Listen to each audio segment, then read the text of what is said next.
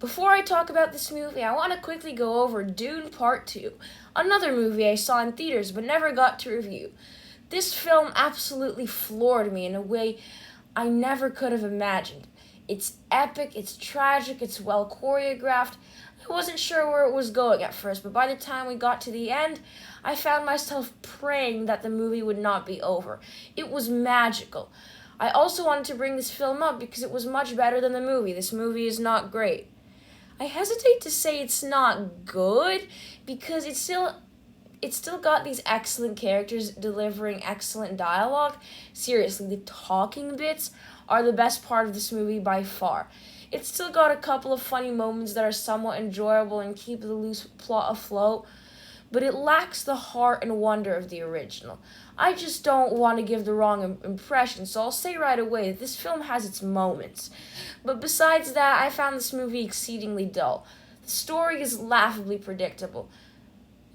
The story feels like it's doing the bare minimum and not making creative use of these emotions and their impact. The villain is super weak and underdeveloped. The jokes are not always the best. Potentially fun and interesting new characters get wasted and underdeveloped. Joyce's paranoia arc throughout the movie kind of gets dropped entirely. The score is shockingly forgettable, and the climax is just so lame. Another problem I had that really isn't the movie's fault is that if you've seen the trailers, you've basically seen half of the movie. There's very few surprises that the trailers left out, but thankfully they didn't spoil the most tense scene in the movie, where the animation has a chance to become really distinct and tense. Okay, with that, I think it's time for spoiler thoughts, so click away if you haven't seen the movie yet. Okay, spoilers start now. First of all, and I know this isn't much of a spoiler since it's at the beginning of the movie, but the movie opens on a hockey game that's meant to reintroduce us to Riley's life. Then the actual reintroduction scene that has been built up for 9 years is pretty fun. It's well edited and ultimately kind of satisfying. Then after some frankly excellent scenes with Riley, once again, I can't stress enough how this movie starts out great and then works on a perfect downward spiral. Okay, so we meet the other emotions. They have more complex personalities and want to make Riley new friends because they think it's worth it in the long run. But Joy and the original emotions want to be loyal, and immediately you can tell the conflict will be a new versus old conflict. Good idea, but the movie doesn't present it in a nuanced way where you have genuine three-dimensional conflicts with understandable and fleshed out sides. The movie is conceptually nuanced, but none of them feel like real characters as a result of the movie rushing. The emotions bicker over control in quirky ways, just like in the first movie. Joy and the newbies have different ideas, but they never conflict in a way that justifies bottling them up. But alas, the new emotions bottle up the old ones and put them in prison. They escape prison and embark on a journey to go back to headquarters, and the movie basically becomes the first movie again. I like the stream of consciousness, but other than that, very little about this journey felt original. Okay, so now Operation New Riley begins, and it's played out, annoying, and the movie's entire conflict hinges on this cliched plot point.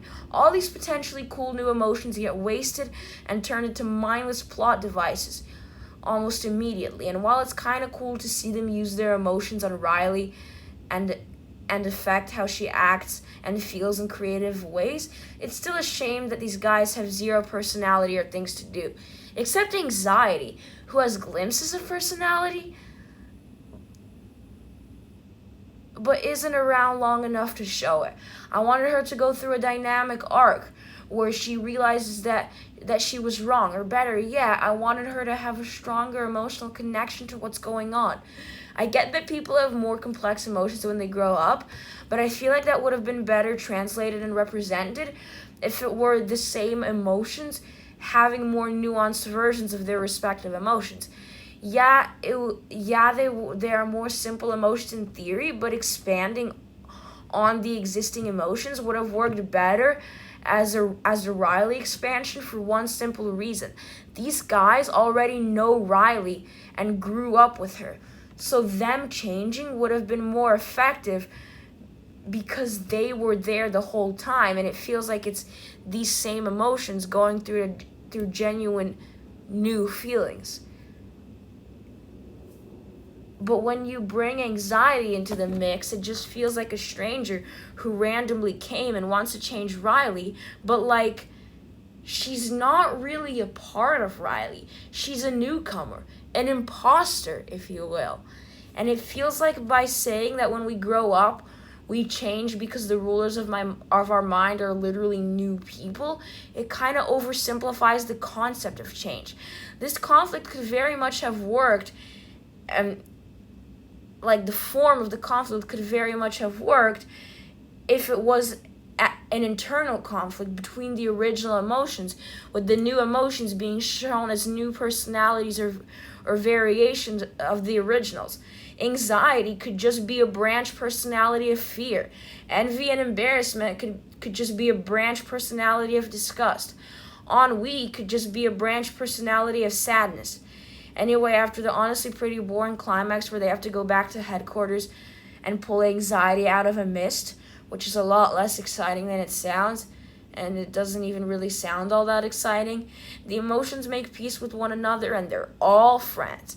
And Riley reconciles with her old friends despite all the havoc that occurred during the hockey game. Talk about underwhelmingly resolved conflicts that are resolved way too quickly and easily. Okay, so those are my thoughts on Inside Out 2. Is it a bad movie? No, definitely not. But it's not a very good movie either. It's about as perfectly average as a Pixar movie can get. And it will definitely not make you feel like most Pixar movies. I honestly think Toy Story 4 is a better Pixar sequel. Because while it does have its fair share of problems, it still has this. The ending. The sheer amount of raw emotion in this scene where Woody decides to leave is heartbreaking. Nothing in Inside Out 2 even comes close to the brilliance of this one scene. I don't really like this movie for a variety of reasons, and I don't know if you noticed, but I went this entire review without comparing this movie or even mentioning the first Inside Out. If I wanted to do a direct comparison, things would not be pretty. The only thing this movie does better over its predecessor, aside from obviously the animation, is that it makes Riley a much more interesting character. I can go into detail about how this movie lacks an excellent emotional core, a memorable score, character arc resolutions that feel earned, genuinely heartbreaking moments, and most important of all, Bing Bong. But I'm sure you get the picture. 6 out of 10 needs improvement.